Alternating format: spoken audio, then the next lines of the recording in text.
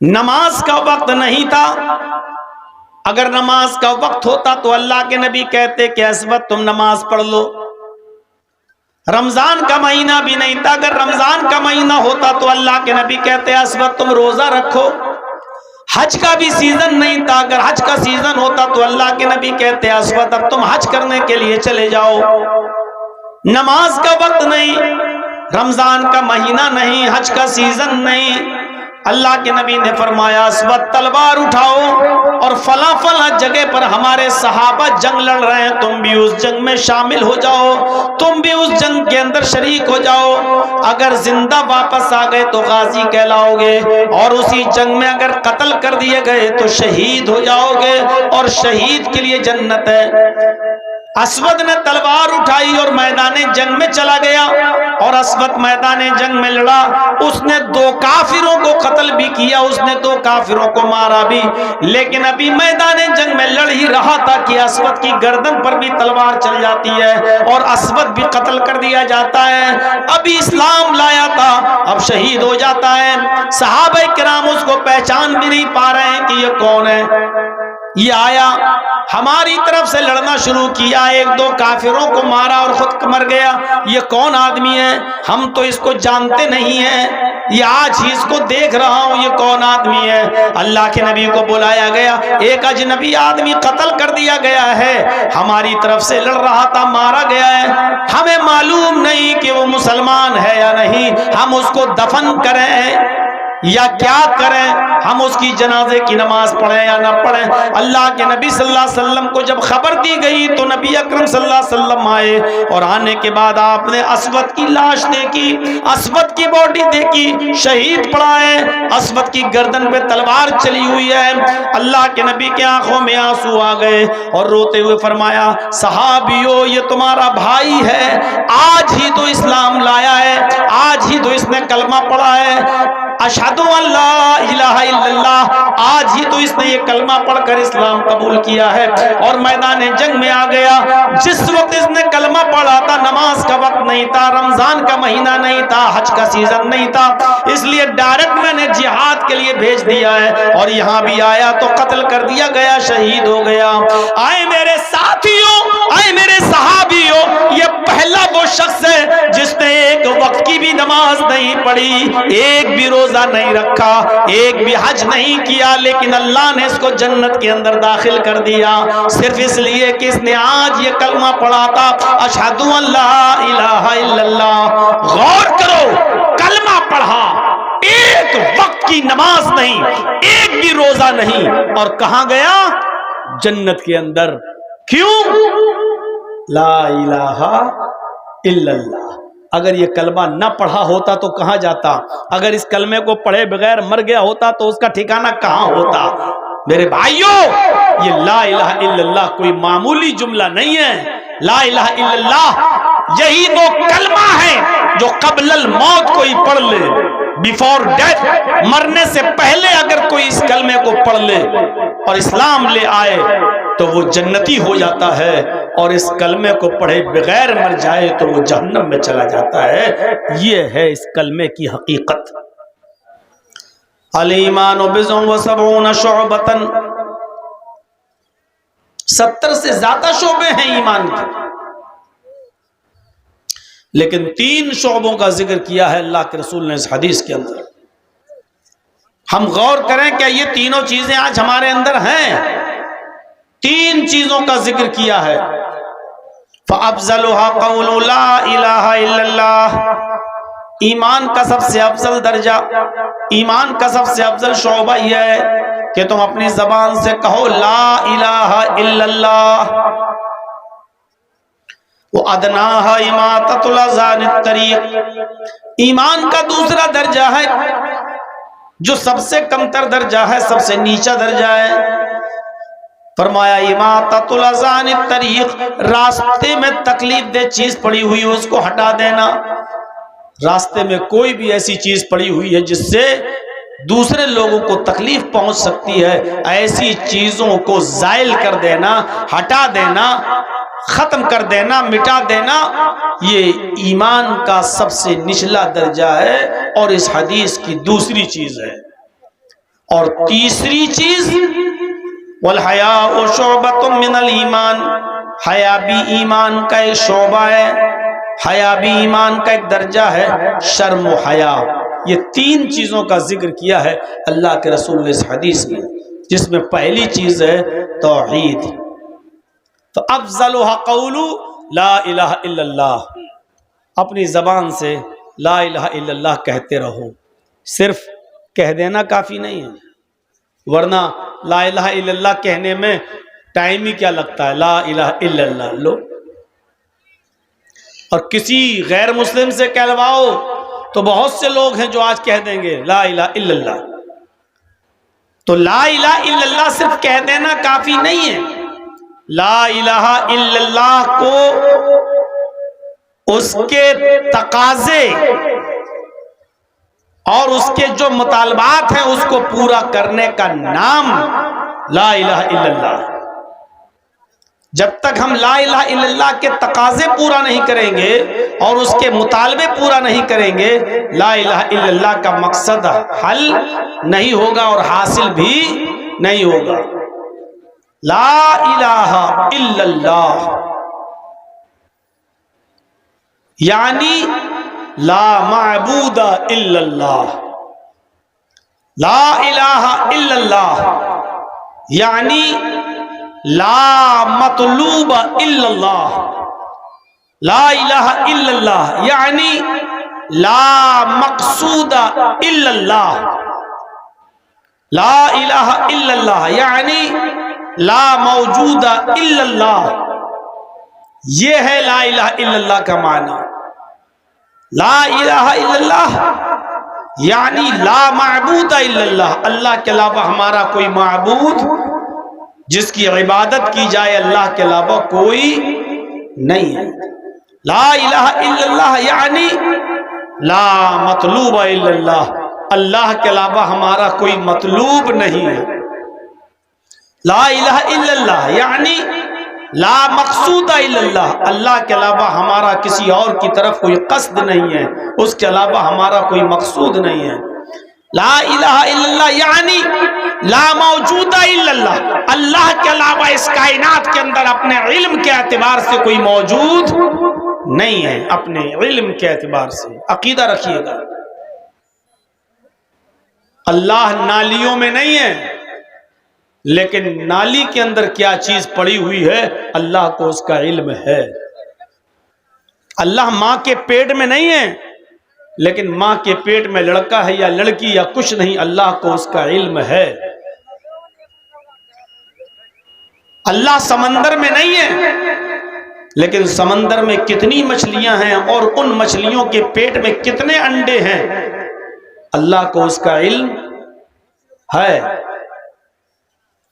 اللہ درختوں کے اوپر، پیڑوں کے اوپر نہیں ہے، لیکن اس دنیا میں کتنے درخت ہیں اور ان درختوں میں کتنے پتے ہیں، اللہ کو اس کا علم ہے۔ تو یہ عقیدہ رکھنا لا موجود الا اللہ، اپنے علم کے اعتبار سے اللہ ہی ہر جگہ موجود، یعنی مکمل اور کمپلیٹ علم اگر کسی کو ہے تو وہ ذات ہے اللہ کی۔ یہ ہے لا الہ الا اللہ کا معنی۔ لا الہ الا اللہ یعنی لا مسجود الا اللہ، اللہ کے علاوہ کوئی ایسی ہستی نہیں ہے کہ جس کو سجدہ کیا جائے، اللہ ہی ہمارا مسجود ہے اور اس کے علاوہ سجدہ کسی اور کے لیے جائز نہیں ہے۔ یہ ہے لا الہ الا اللہ کا معنی۔ ہر مسلمان غور کرے، ایمان کی 70 سے زیادہ برانچز اور شاخائیں بتائی ہیں اللہ کے نبی نے، اور 3 برانچز کا، 3 شاخاؤں کا جو ذکر ہم نے کیا ہے، کیا ان 3 شاخاؤں میں، 3 شعبوں میں، کیا سب سے افضل شعبہ لا الہ الا اللہ کو اس کے مطالبات اور اس کے تقاضے کے ساتھ ہم پورا اس پر عمل کر رہے ہیں؟ کیا اس کے تقاضوں کو پورا کر رہے ہیں، اس کے مطالبات کو پورا کر رہے ہیں؟ کیا ہم اللہ کو اسی طریقے سے مان رہے ہیں؟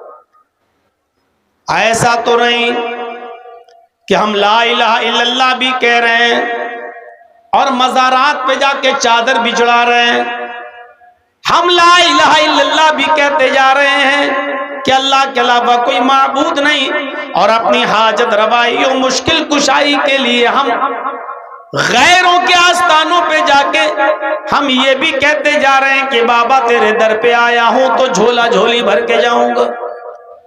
ہم ایک طرف لا الہ الا اللہ بھی پڑھتے جا رہے ہیں اور دوسری طرف ہم آستانوں پہ جا کے سجدہ بھی کر رہے ہیں, غیر اللہ کے سامنے سر بھی جھکا رہے ہیں. ہم لا الہ الا اللہ پڑھ رہے ہیں کہ سب سے زیادہ علم اللہ کو ہے اور علم کے اعتبار سے وہ ہر جگہ موجود ہے, اور پھر ہم یہی صفت ہم اس کے بندوں میں مان کر یہ عقیدہ بھی رکھ رہے ہیں کہ ہمارے فلاں فلاں کو بھی قیامت تک کا علم ہے, ہمارے فلاں فلاں بزرگ کو بھی قیامت تک کی بات معلوم ہے. میرے پیارے ساتھیوں, اگر یہ چیزیں ہمارے اندر شامل ہیں تو یقیناً ہم لا الہ الا اللہ کا تقاضا اور اس کا مطالبہ ہم پورا نہیں کر رہے ہیں. لا الہ الا اللہ تو وہ کلمہ ہے کہ اس کو پڑھ لینے سے قبل الموت, اس کو پڑھ لینے سے انسان جنتی ہو جاتا ہے, اور اس کو پڑھے بغیر اگر کوئی آدمی مر گیا حالت کفر میں, حالت شرک میں, تو وہ جہنمی ہو جاتا ہے. یہ عقیدہ رکھیے. 70 سال تک 80 سال تک کوئی آدمی گناہوں پہ گناہ کرتا رہا, کفر کرتا رہا, شرک کرتا رہا, اور مرنے سے پہلے شرک سے کفر سے توبہ کر کے کلمہ پڑھ لیا لا الہ الا اللہ اور مر گیا, لیکن یہ کلمہ نصیب ہو گیا تو جنتی ہو گیا. پوری زندگی کفر و شرک کرتا رہا اور لا الہ الا اللہ پڑھے بغیر مر گیا تو جہنمی ہو گیا. یقین نہیں آتا؟ آئیے بخاری کے اندر وہ واقعہ آیا ہے, ذرا دیکھیے. اسود نامی ایک یہودی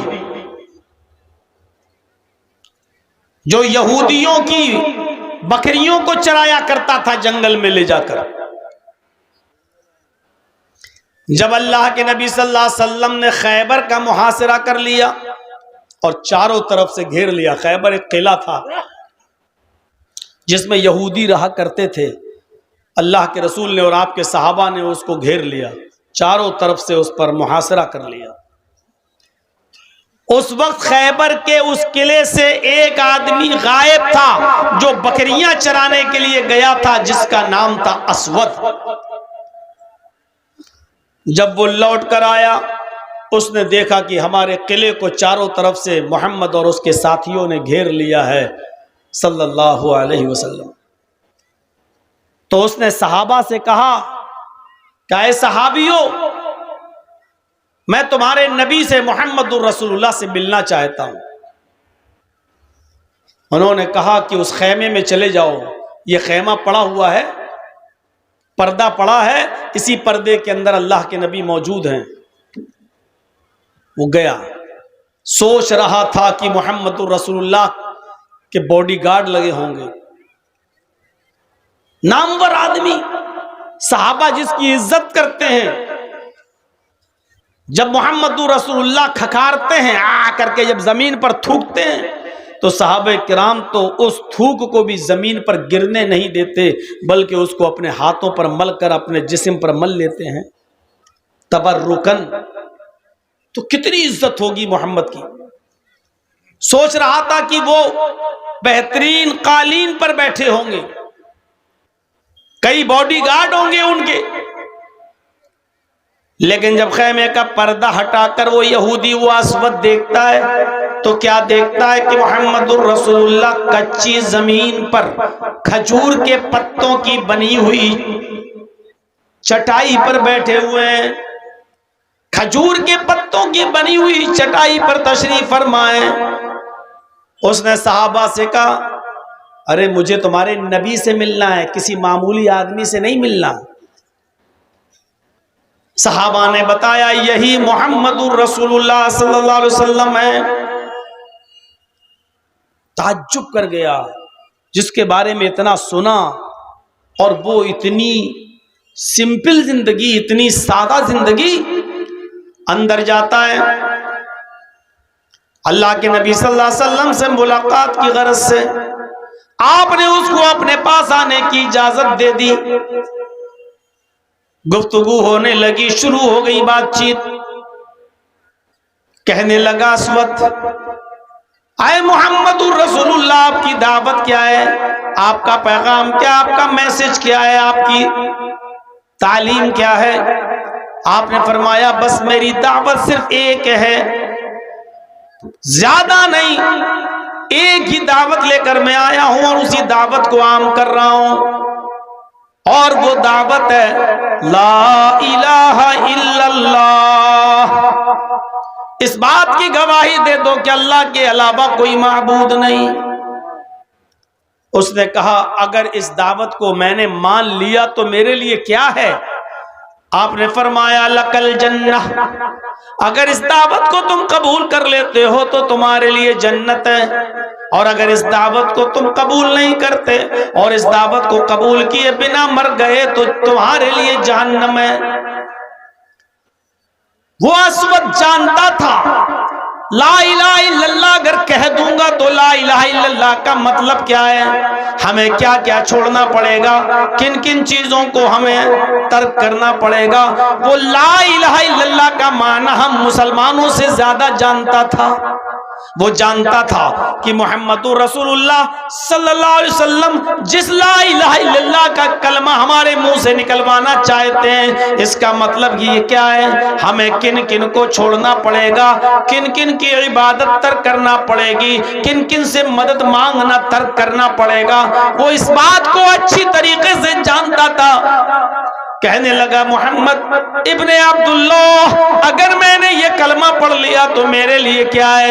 فرمایا لکل جنہ، تیرے لیے جنت ہے. اس نے کہا آتی یدک ابایک علی الاسلام، اپنا ہاتھ بڑھائیے میں اسلام لاتا ہوں، اپنا ہاتھ بڑھائیے میں کلمہ پڑھتا ہوں. اللہ کے نبی نے اپنا ہاتھ بڑھایا، اس نے بھی نبی کے ہاتھ میں اپنا ہاتھ دیا اور کلمہ پڑھ لیتا ہے اشہد ان لا الہ الا اللہ وان محمد عبدہ ورسولہ. یہ کلمہ پڑھ کر لا الہ الا اللہ کا اقرار کر کے وہ اسلام لے آیا، کلمہ پڑھ لیا.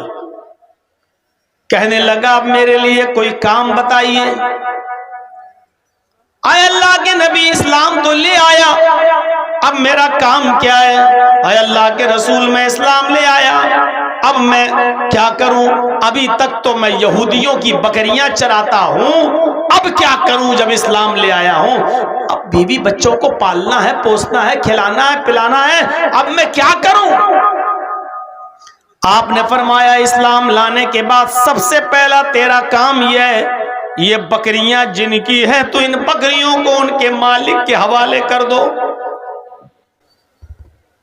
آج تو اسلام ہے ہمارے پاس اور مسلمان ہیں ہم، پھر بھی دوسروں کی امانتیں کھائے بیٹھے ہیں، دوسروں کی زمین و جائیداد پر قبضے کیے بیٹھے ہیں.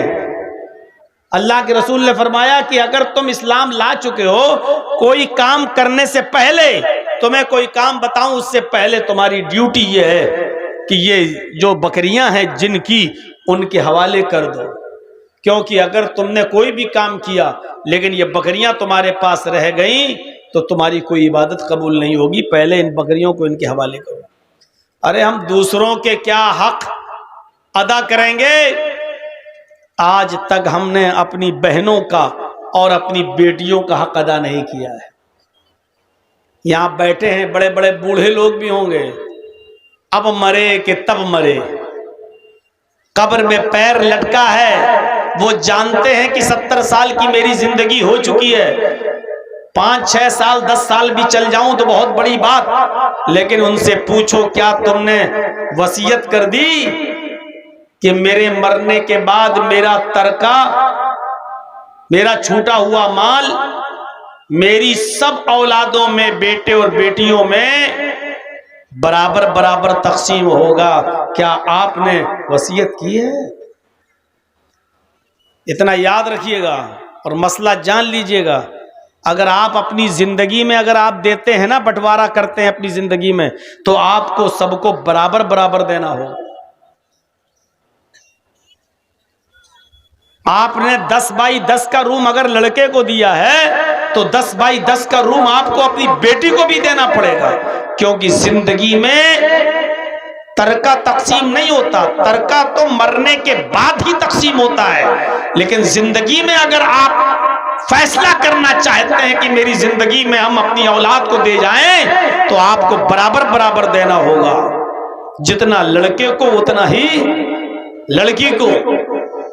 ہاں، مرنے کے بعد ایک الگ معاملہ ہے، جب آپ کا ترکہ تقسیم ہوگا تو جتنا لڑکے کا حصہ ہے اس سے آدھا آپ کی بیٹی کو ملے گا، وہ ایک الگ مسئلے آ جاتے ہیں۔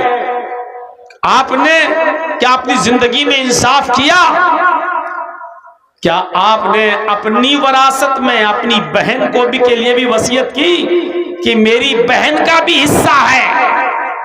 مجھے معلوم ہے پچھلی سال جب رمضان کا مہینہ آیا تھا اور میں اپنے شہر میں اٹاوا میں تھا، روزے کی حالت میں مسجد میں جب میں گیا ظہر کی نماز کے لیے، جمعرات کا دن تھا، تو میں وضو بنا رہا تھا جب مسجد میں، تو وضو سے فارغ ہونے کے بعد ایک لڑکا مسئلہ پوچھتا ہے کہ مولانا ایک بات بتائیے، ابھی ہم جو کلہ کر رہے تھے وضو بناتے وقت ایسے پانی، تو کلہ کرنے کے بعد زبان میں تھوڑا پانی تو لگا ہی رہتا ہے، بھئی آپ نے ایسے لیا پانی جو کلہ کیا تو پانی تو تھوڑا سا زبان میں لگا ہی ہے، آپ دانتوں سے ایسے تھوڑی کرتے ہیں، ایسے تھوڑی کرتے ہیں، آپ نے پانی لیا کلہ کیا، اب زبان میں جو پانی لگا رہ گیا، چپکا رہ گیا، تھوک نگلتے وقت وہ پانی جو زبان میں چپکا ہے اگر وہ حلق کے راستے سے پیٹ میں چلا جائے تو اس سے روزے پہ کوئی فرق پڑتا ہے کہ نہیں پڑتا ہے؟ میں نے کہا یار یہ تو بڑا نیک آدمی ہے، دیکھو کیسا مسئلہ پوچھ رہا ہے بیچارہ۔ میں نے اس سے کہا کہ تم نے مسئلہ تو اچھا پوچھا ہے، لیکن کل جمعہ ہے، انشاءاللہ جمعے کے خطبے میں وہ مسئلہ بیان کروں گا، سب کو فائدہ ہو جائے گا، تمہارے اکیلے کو کیا ہے، کل ہم جمعے میں بتا دیں گے انشاءاللہ۔ اگلے دن جمعہ تھا، وہ پہلی صف میں آ کے بیٹھا ہوا تھا کہ آج مولانا صاحب مسئلہ بتائیں گے اور لوگوں سے میں کہوں گا کہ دیکھو میں نے پوچھا تھا۔ مجھے ایک دن کا جو موقع ملا، اس ایک دن میں مجھے میرے محلے کے اور گاؤں کے لوگوں نے بتایا مولانا کیا پوچھ رہا تھا، میں نے کہا کل بتاؤں گا انشاءاللہ جمعے میں۔ ارے وہ تو بڑا بے ایمان آدمی ہے، بڑا کمینہ آدمی ہے، وہ مسئلہ پوچھتا ہے آپ کے پاس آتا ہے۔ اس نے اپنی بہنوں کا حق مارا ہے، اپنی بیٹی کا حق مارا ہے،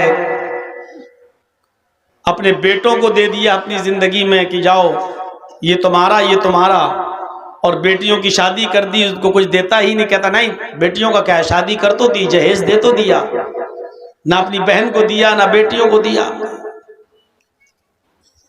اب دوسرے دن جب جمعے کا دن تھا، میں نے خطبہ دیا، اور آدھے گھنٹے کا ہی خطبہ ہوتا ہے، میں نے اسی خطبے میں بیان کیا کہ لوگ مسئلہ پوچھتے ہیں، زبان کا چپکا ہوا پانی اگر حلق کے راستے سے پیٹ میں چلا جائے تو روزے پہ فرق پڑتا ہے کہ نہیں پڑتا ہے؟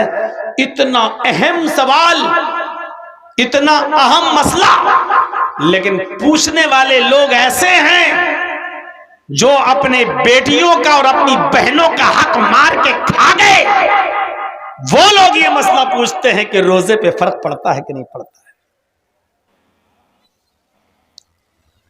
میرے بھائیوں،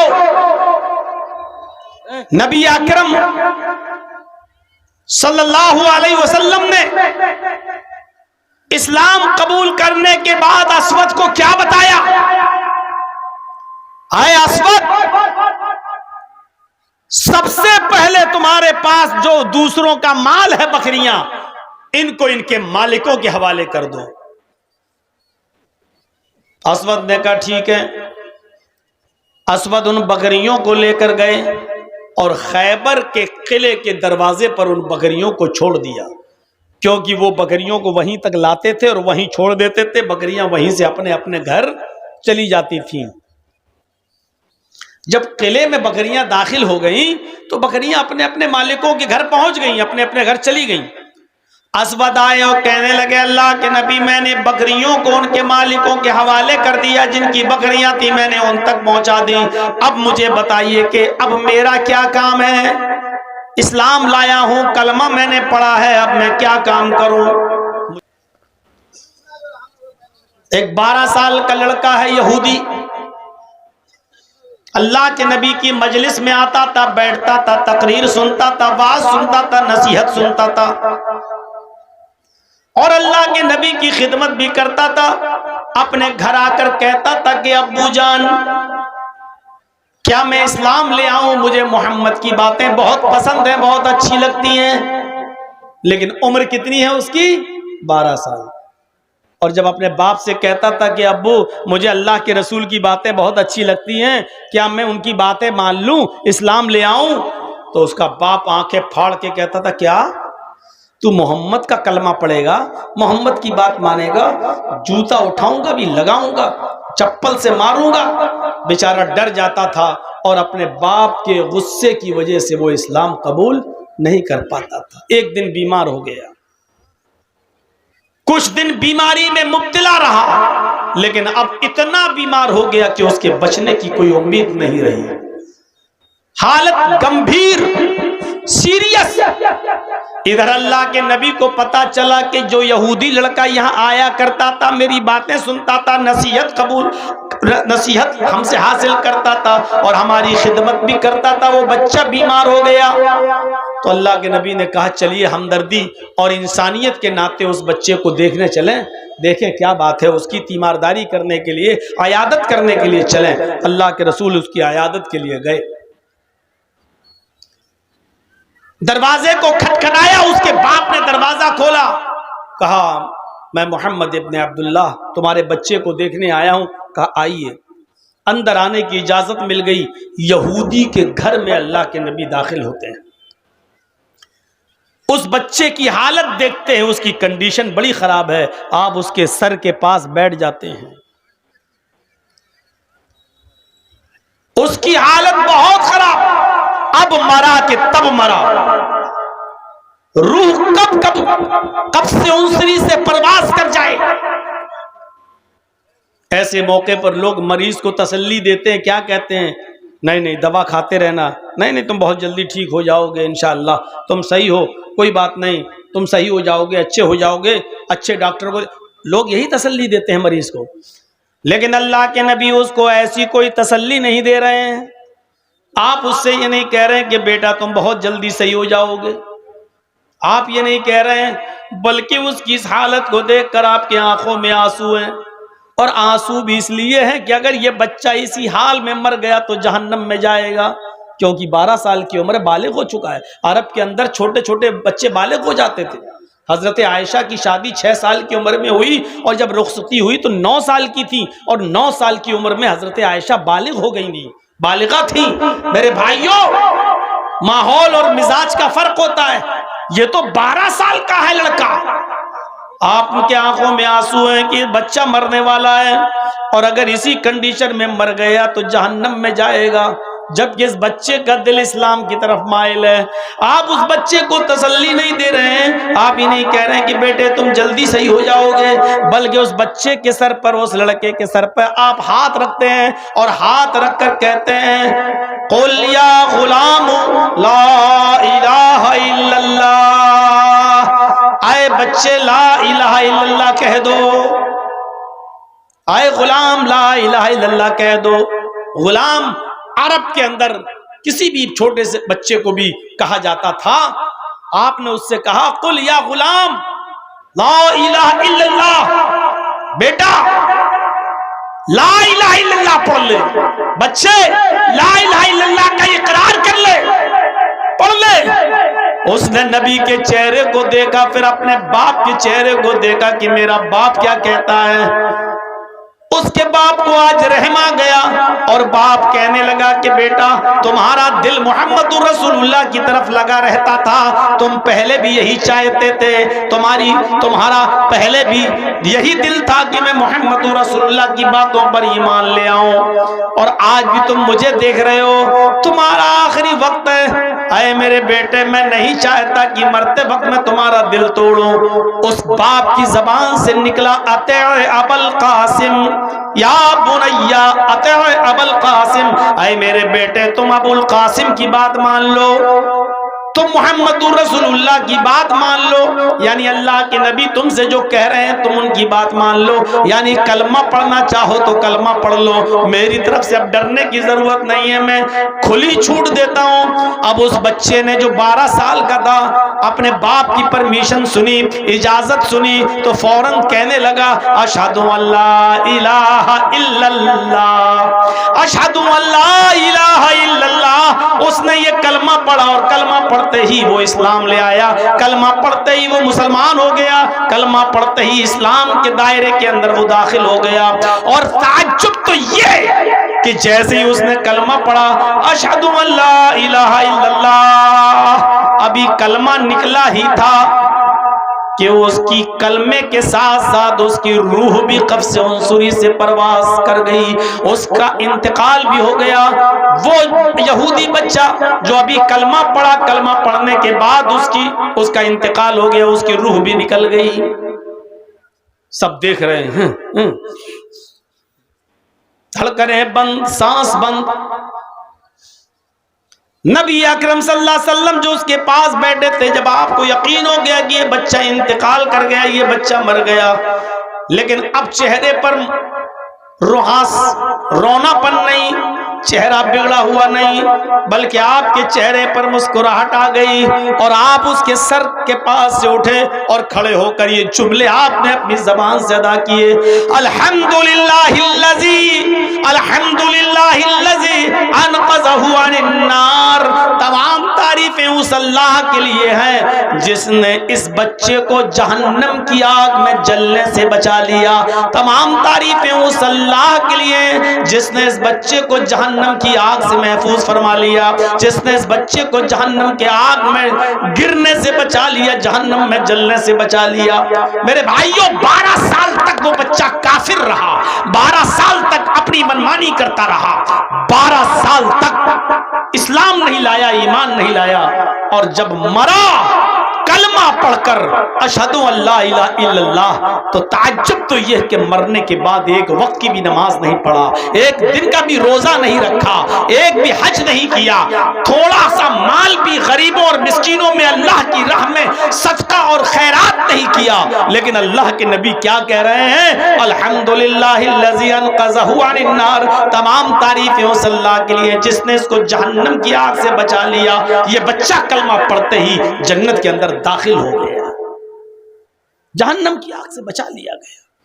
یہ ہے کلمہ لا الہ الا اللہ۔ اس کلمے کو کلنکت ہونے سے بچاؤ۔ لا الہ الا اللہ بھی پڑھو اور کہو بابا 10 سالیں ہو گئیں، 15 سالیں ہو گئیں، بیٹا نہیں ہو رہا ہے، بیٹی نہیں ہو رہی ہے، مجھے بیٹا دلا دو، بیٹی دے دو۔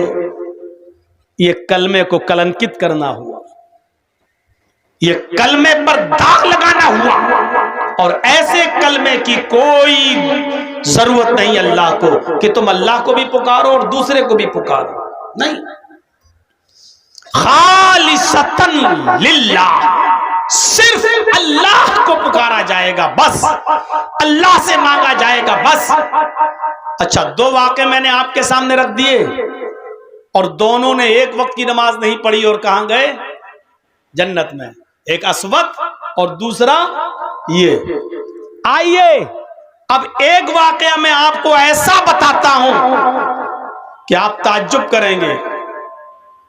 پوری زندگی نبی کی خدمت کی، نبی کا ساتھ دیا، لیکن مرتے وقت کلمہ نصیب نہیں ہوا۔ نبی کی خدمت کرنے کے باوجود وہ آدمی کہاں گیا؟ جہنم میں گیا۔ واقعہ سنا ہوگا نا آپ نے ابو طالب کا۔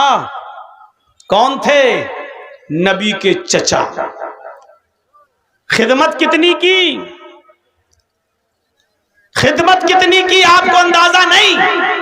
اللہ کے یہاں سے اندازہ لگائیے، اللہ کے نبی جناب محمد رسول اللہ صلی اللہ علیہ وسلم جب پیدا ہوئے تو باپ کا چہرہ نہیں دیکھا۔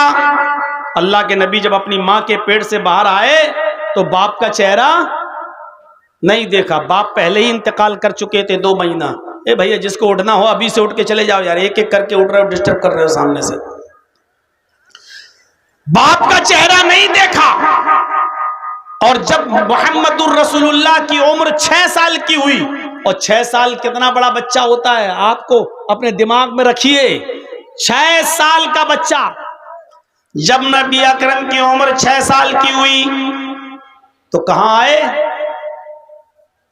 اپنی ماں کے ساتھ مدینے آئے، یثرب اس کا پرانا نام تھا، یثرب، مدینے آئے اپنے ننیال، اپنے نانا ماموں کے یہاں۔ اور جب ماں 1 مہینہ مدینے میں رہنے کے بعد جب مکے کی طرف پھر لوٹنے لگی تو مدینے سے کچھ ہی تھوڑی دوری پر ایک مقام تھا جس کا نام تھا مقام ابوا، اور وہیں پر محمد الرسول اللہ کے باپ عبداللہ دفن تھے۔ ماں اپنے شوہر کی، محمد الرسول اللہ کی ماں اپنے پتی کی، اپنے ہسبینڈ کی قبر کو دیکھنے کے لیے گئی اور اپنے بیٹے سے کہا محمد چلو ہم تمہیں بھی تمہارے باپ کی قبر دکھاتے ہیں، اور جب اشارہ کیا کہ یہ تمہارے باپ کی قبر ہے، وہیں پر ماں اپنے شوہر کی جدائی برداشت نہیں کر سکی، یاد آئی اور اٹیک پڑتا ہے محمد کی ماں آمینہ کو، اور اسی جگہ پر مقام ابوا پہ اپنے شوہر کی قبر کے پاس آمینہ کی بھی روح نکل جاتی ہے۔ باپ کی قبر کو دیکھتے دیکھتے بیٹے نے اپنی ماں کو بھی کھو دیا۔ سوچئے، باپ کی قبر کو ابھی دیکھ بھی نہیں پایا صحیح سے، اور اسی جگہ پر ماں کا بھی انتقال ہو گیا، اور وہیں پر ان کی ماں کو بھی دفن کیا گیا۔ سوچو 6 سال کی عمر میں باپ بھی نہیں، ماں بھی نہیں، اب کس نے پالا؟ عبد المطلب نے، لیکن عبد المطلب بھی صرف 2 سال تک پال پائے۔ یہاں 8 سال کے ہوئے محمد ابن عبداللہ، ادھر عبد المطلب بھی چھوڑ کر چلے گئے۔ 8 سال کی عمر میں ابو طالب نے اپنے ہاتھ میں لیا اپنے بھتیجے کو، اور 8 سال سے لے کر 25 سال تک اپنے پاس رکھا، کھلایا پلایا، پال پوس کر بڑا کیا، اور 25 سال کی عمر میں پہلی شادی حضرت خدیجہ سے کرائی جن کی عمر 40 سال تھی۔ میرے بھائیوں، اور 40 سال کے جب آپ ہوئے تو آپ کو نبوت ملی۔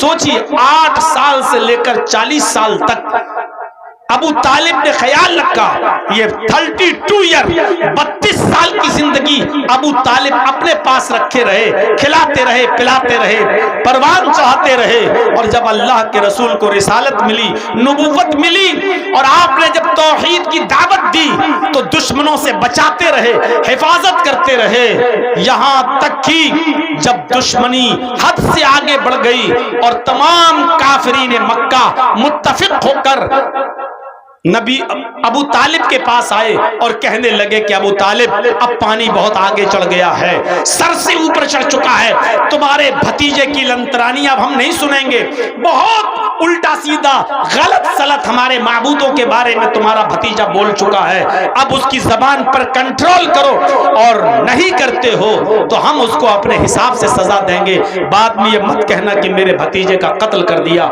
میرے بھتیجے کو مار ڈالا۔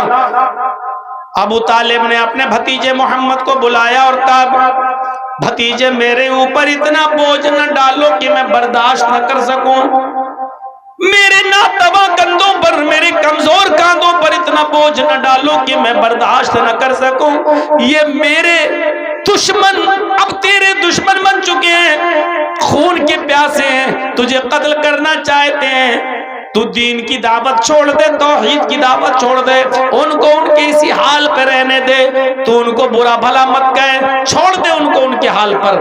اللہ کے نبی صفائی پیش کر رہے ہیں، اے چچا میں برا بھلا کہاں کہتا ہوں، میں تو صرف اتنا کہتا ہوں لا الہ الا اللہ کہہ دو کامیاب ہو جاؤ گے، میں تو صرف یہ کہتا ہوں کہ ایک اللہ کی عبادت کرو، ایک اللہ کو پکارو، ایک اللہ کے سامنے سر جھکاؤ، ایک اللہ کی भतीजे छोड़ दे, इनको इनके हाल पर रहने दे, ये भी कहना बंद कर दे, अगर मेरी जिंदगी में तुझे किसी ने मार दिया या कत्ल कर दिया तो मैं अपने आप को नहीं संभाल पाऊंगा। चचा का ये जवाब सुनकर अल्लाह के नबी के आंखों में आंसू आ गए। सिर्फ एक ही जुमला बोला, आए चचा जान, मैं दीन की दावत से बाज नहीं आ सकता, मैं तौहीद की दावत से बाज नहीं आ सकता। अगर ये काफिरीने मक्का सूरज उखाड़ के लाए और दाहिने हाथ पे रख दें, चांद उखाड़ के लाए बाएं हाथ पे लाकर रख दें, फिर भी मैं दावत देता रहूंगा, दीन की तबलीग करता रहूंगा। आपकी आंखों में आंसू थे और आप अपने चचा से ये कहकर जा रहे थे, अगर आपको भी मेरी मदद नहीं करनी है तो हट जाइए रास्ते से, आज के बाद हम आपको तंग नहीं करेंगे, आपके ऊपर बोझ नहीं बनेंगे, मैं अब जा रहा हूं दूसरी तरफ। जब आपने पीठ फेरी रोते हुए तो चचा ने आवाज दिया, ए मोहम्मद इब्न अब्दुल्लाह, या अपना अखी, आए मेरे भाई के बेटे, आए मेरे भतीजे, इधर आओ। अल्लाह के नबी आते हैं, जी चचा, मैं तेरी आंख में आंसू भी नहीं देख सकता, तुझे तेरे रब ने जो दावत देकर भेजा है, जा खुलकर वो दावत दे, देखता हूं मेरी जिंदगी में तेरा कौन क्या करता है। तेरे ऊपर खरोंच भी अगर आ गई तो मेरी तलवार मियान से बाहर निकल जाएगी, देखता हूं कि कौन क्या कहता है तुझे। जा, तुझे जो दावत का हुक्म दिया गया है तो उस काम को पूरा कर। चचा ने इजाजत दे दी, बावजूद इसके कि खतरा था कि दुश्मन कहीं मोहम्मद को कत्ल न कर दे। मेरे प्यारे साथियों, दावत देते रहे और एक दिन आया, यही चचा बीमार हो गए, मरजुल मौत में मुब्तला हो गए। आखिरी वक्त आया चचा का, अबू तालिब का, अब मरे कि तब मरे। तो अल्लाह के रसूल अपने चचा के पास बैठ गए, वही आंखों से आंसू आ रहे थे, इसलिए नहीं कि मेरे चचा का इंतकाल का वक्त करीब है, बल्कि इसलिए कि मेरे चचा ने कलमा नहीं पढ़ा है, और बगैर कलमे के अगर ये मेरा चचा इस दुनिया से चला गया तो जहन्नम में जाएगा। आप कहते हैं, कुल या मिला इलाहा इल्लल्लाह, आए मेरे चचा अपनी जबान से ला इलाहा इल्लल्लाह कह दो, आए मेरे चचा अपनी जबान से ला इलाहा इल्लल्लाह कह दो। और चचा जवाब देते नहीं बेटा। अल्लाह के नबी ने आगे जो जुमला कहा वो सुनिएगा बड़े गौर से। आपने कहा, चचा अगर आपको डर है कि लोग सुन लेंगे और बाद में ताने मारेंगे कि देखो अपने बाप दादा का दीन छोड़ दिया, तो एक काम करिए। अल्लाह के रसूल ने अपना कान बढ़ा दिया, अपने चचा को उठा लिया और चचा का मुंह अपने कान में लगा दिया और कहा, कुल या अम्मी फी उज़ुनी ला इलाहा इल्लल्लाह, आए मेरे चचा मेरे कान में पढ़ दीजिए ला इलाहा इल्लल्लाह। किसी को पता नहीं चलेगा, हम जाने आप जाने, बस मेरे कान में पढ़ दीजिए, मेरे कान में कह दीजिए ला इलाहा इल्लल्लाह। क़यामत के दिन में अल्लाह से गवाही दूंगा, आए अल्लाह मरते वक्त मेरे चचा ने मेरे कान में ला इलाहा इल्लल्लाह पढ़ा, तू बख्श दे, और इंशाअल्लाह मैं अल्लाह से बहस हुज्जत करके आपको बख्शवा लूंगा। अल्लाह के सामने गवाही देकर मैं आपको जन्नती बनवा दूंगा, अल्लाह से सिफारिश करके मैं आपको जन्नत में ले जाऊंगा। मेरे कान में पढ़ दीजिए ला इलाहा इल्लल्लाह, किसी को पता नहीं चलेगा। लेकिन चचा अबू तालिब कहते हैं, भतीजे मैं नहीं चाहता कि मैं मरते वक्त अपने बाप का, अपने दादा का दीन छोड़ूं।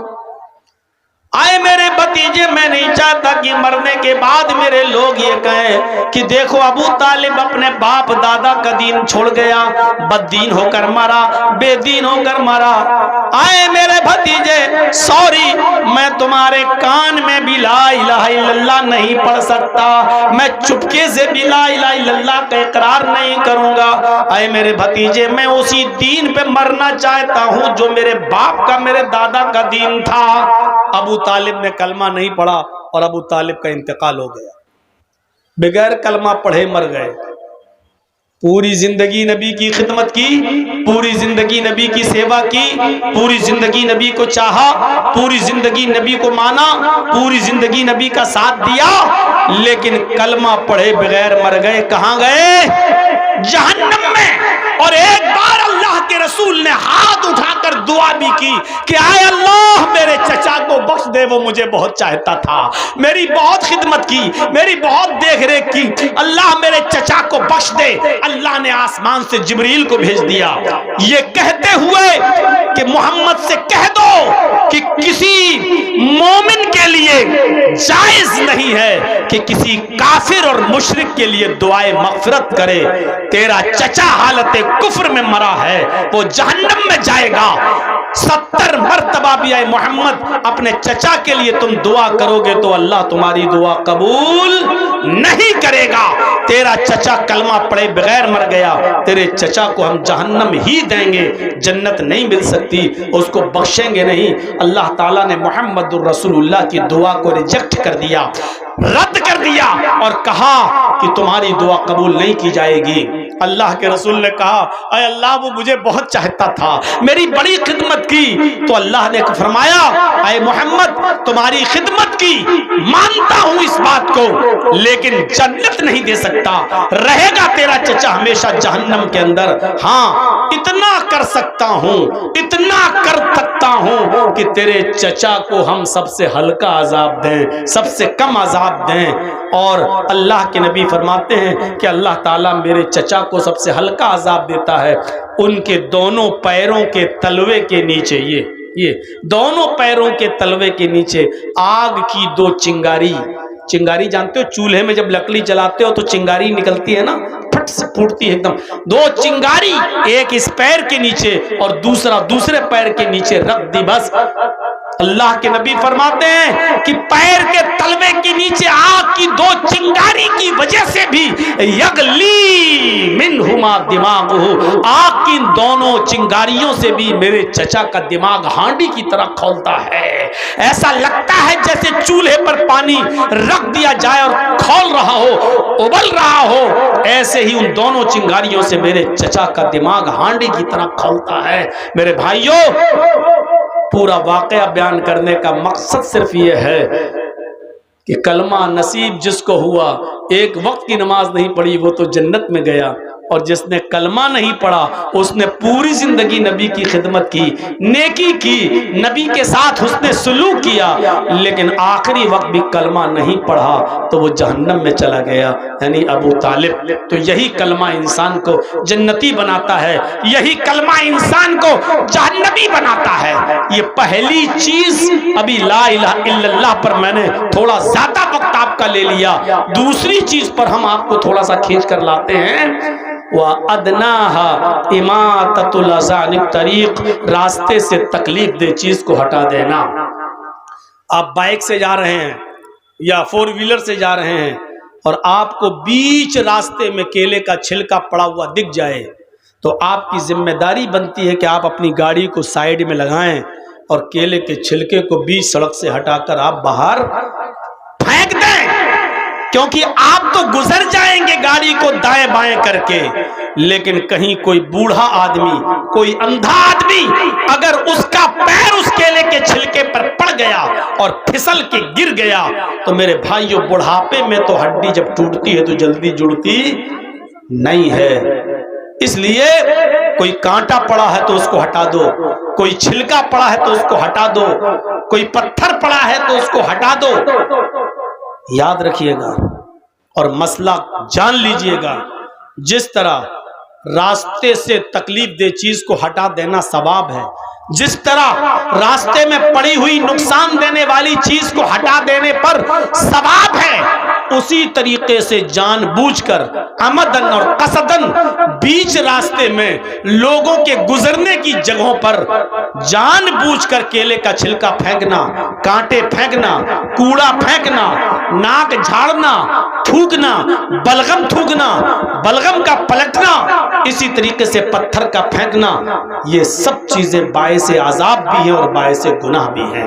اگر تکلیف دہ چیز کو راستے سے ہٹانا ثواب کا کام ہے تو جان بوجھ کر راستے میں تکلیف دہ چیزوں کو پھینکنا گناہ بھی ہے، ہٹائیے۔ اسی طریقے سے آپ کوئی سامان خریدنا چاہتے ہیں اور آپ نے بیچ سڑک پر اپنی گاڑی کھڑی کر دی، غلط جگہ پر گاڑی کو پارک کرنا بھی لوگوں کو تکلیف دینے کے ضمن میں آتا ہے۔ इसी तरीके से आपके घर में शादी हो रही है और घर के बाहर आपने टेंट लगा दिया, जबकि वो गुजरने का रास्ता है, लोगों के आने जाने का रास्ता है। आपने शादी का टेंट लगा दिया, अब आपके घर पे होने वाली शादी में रास्ता आपने रोक दिया। अब लोगों को घूम कर 2 किलोमीटर दूर जाना पड़ता है और घूम कर 2 किलोमीटर दूर से आना पड़ता है। ये भी आप लोगों का रास्ता नहीं रोक सकते हैं, आने जाने वाले रास्ते में। अरे कोई सीरियस कंडीशन में मरीज है बेचारा, जो 5 मिनट में अगर हॉस्पिटल नहीं पहुंचा तो मर जाएगा, सीरियस कंडीशन में पता चला कि रास्ता रुका हुआ है।